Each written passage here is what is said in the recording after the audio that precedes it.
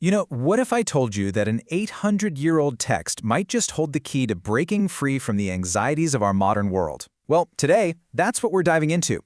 We're looking at the first discourse from The Removal of Cares by the 12th century sage Sheikh Abd al-Qādir al-Jīlānī. And these incredible insights have been shared by a fellow seeker, Mir Ali Shah, for Inner Horizon, giving us a really powerful way to look at the hidden prison of our own conditioning. There's this saying that I just love. There are books we read, and there are books that read us. And that is exactly what this text is about. Think of it less like a lecture and more like an active mirror. This isn't just about taking in new information, it's about seeing your own inner world reflected back at you, sometimes with, startling clarity. So what does this mirror actually show us? Well, where does this ancient guide begin its diagnosis? You might be surprised. It starts with a problem that feels incredibly modern: envy. The Sheikh doesn't just treat this as some small personal flaw.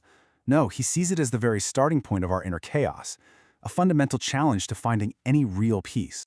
And this text gives us a total reframe on what envy even is. It's not just, wanting your friend's new job. At its absolute core, it's a protest against reality itself. It's your ego standing up and screaming, "Hey, this is not fair! Why them? Why not me?" And when you see it that way, envy suddenly goes from being a simple feeling to a massive spiritual roadblock. And let's be real, this is not some abstract, dusty old problem. Just think about that quiet feeling of dissatisfaction you get after 5 minutes of scrolling through Instagram, or that little sting of resentment when a colleague gets praised. Envy is working away almost on autopilot in our daily lives. And that automatic nature, well, that right there is the key to understanding the prison we're in. So that knee-jerk impulse of envy, it's actually a clue that points to a much bigger pattern. What this text argues is that our real prison isn't our job, it's not our bank account, it's not our circumstances. The real prison is our internal conditioning, that autopilot mode that runs our lives without us ever giving it conscious permission. So how does this prison even get built? Well, it's through a really simple but incredibly powerful loop. First, there's a stimulus. Someone gets a promotion, let's say. Then, boom, an automatic reaction follows. Comparison, maybe a little anxiety. We repeat that cycle again and again. And before we know it, it's a deeply ingrained, unconscious habit. We're just caught in this endless pattern. Now the Sheikh was using these ancient terms like nafs and hawa, but just look at their modern equivalents: psychological conditioning, reactive identity, unconscious patterning. The language might have changed over 800 years, but the diagnosis, it is exactly the same. We are trapped by these patterns that a lot of the time we don't even know exist. And this all leads to a really confronting question. When we're stuck inside that loop, are we actually making free choices? Or are our reactions just being chosen for us by our habits? The text puts forward this really challenging idea that most of the time, we aren't living freely. We are being lived by our conditioning. Okay, so if that's the diagnosis, what's the cure? Well, it demands a really deep shift in how we see everything. It's a move from a life that's centered on the self to one that is truly selfless. And, that might not mean what you think it means. So the million-dollar question is, how do we actually interrupt this automatic cycle? How do we stop being lived by our patterns and finally start to live? The answer, it turns out, is in a very subtle but very powerful distinction. And that distinction is between reacting and responding. See, reacting is automatic, it's ego-driven, it's when you're just a puppet of events. But responding is a conscious, grounded choice. That tiny little space between what happens to you and how you act, that is where all your freedom is. And learning to respond instead of just react is how you start to take it back. But let's be really clear about something. Removing cares doesn't mean you become irresponsible or stop caring about life. No. We keep the important cares, our real responsibilities, our compassion for others, our meaningful efforts. The cares we need to remove are the false ones, that ego-driven anxiety, the constant mental agitation, the exhausting weight of self-centered worry.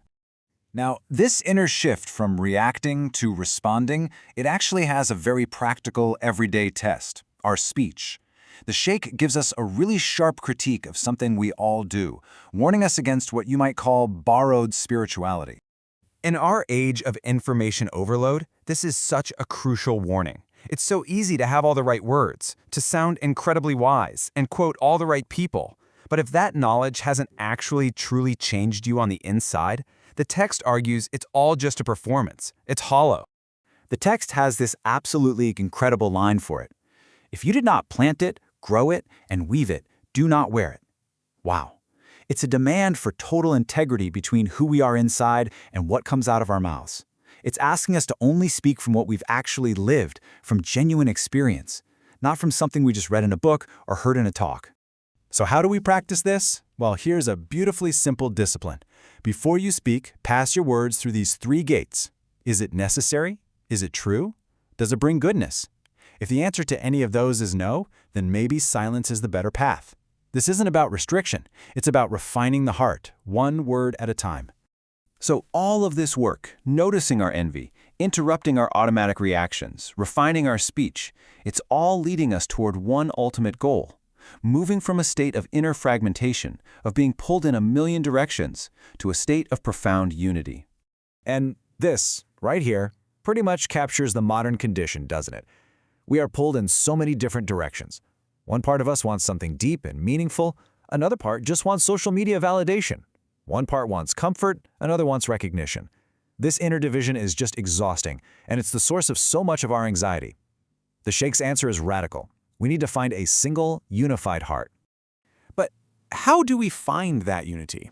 It's not about running off to a monastery and abandoning life. The crucial insight here is about reordering our inner world. We just have to remove the world from the center of our hearts, from the throne, and anchor ourselves in something deeper. Our work, our relationships, our goals, they all stay, but they no longer define the very core of who we are. So let's bring all of this right back down to a single, quiet moment. Because the real work, it begins after this explainer is over, just in your everyday life. It's in that moment when you feel that flash of comparison, that old defensive reaction bubbling up. And for just a split second, you notice it. You pause. And that right there is the final and maybe the most important takeaway, that tiny little pause. That small interruption in the old unconscious programming. That is everything. It's not about achieving some perfect enlightened state overnight. It's just about that pause. Because in that pause, a whole new possibility is born. That pause is the beginning of your freedom.